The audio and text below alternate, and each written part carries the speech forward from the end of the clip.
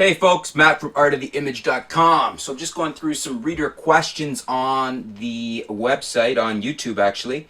And after the post about the D400 pricing, Tom Hogan's has listed what his pricing is. If you haven't seen that yet, check out the video that I put up the other day.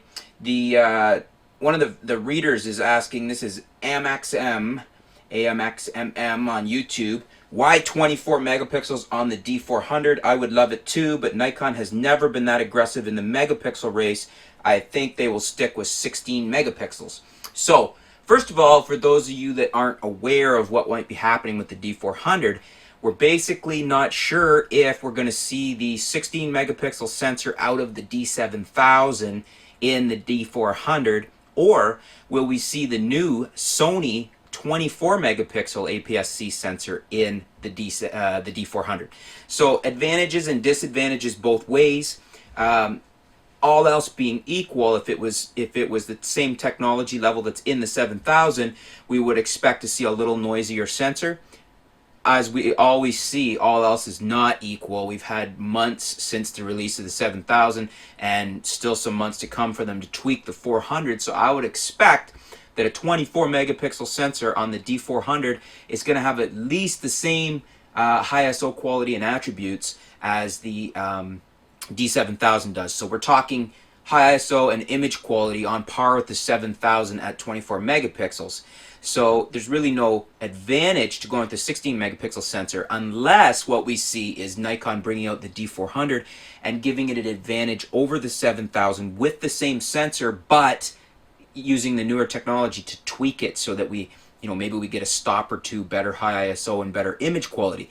That's an option too. So advantages, disadvantages there. Some people don't like 24 megapixel sensor idea because you're going to be using more memory cards, more space, bigger files, things like that.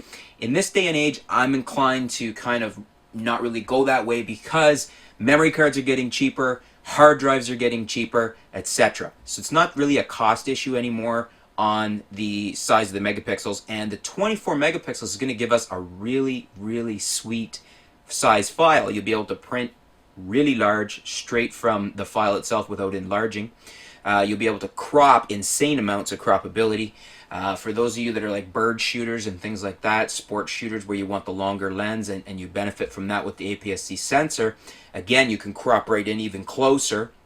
Now going the 16 megapixel route, if they did put the 16 megapixel sensor in the D400, I would be really, really disappointed if I didn't see some gains in image quality and high ISO as a result of new technology, because other than that, I think I would stick with another 7000. Now, somebody had asked, will we see the cost lower if they stuck with the 16 megapixel sensor versus the 24? I doubt that. I think basically you're going to see the cost of the D400 is going to be in right around what Tom said at $19.99 US. And I don't think that matters if we're looking at the 24 megapixel sensor or the 16 megapixel sensor. So my thought is that it is going to probably be the 24 megapixel sensor. I know my viewer was saying that they haven't been that aggressive in the megapixel race, but that is changing, and it would be a good differentiator from the D400 to the D7000. Now, I'm not going to be disappointed if it comes out D400 with the 16 megapixel sensor of the 7000 and we get some really sweet high ISO and some really good image quality. In other words, even better than the already excellent D7000. So I hope that answers your question, gives you a little idea of where we're going with the D400, what we can expect to see as far as the sensor and how many megapixels. And thanks for tuning in. Stay tuned. We'll be back soon with some new video posts, some new articles. We'll keep you up to date with what's going on in the world of photography here at artoftheimage.com. Thanks.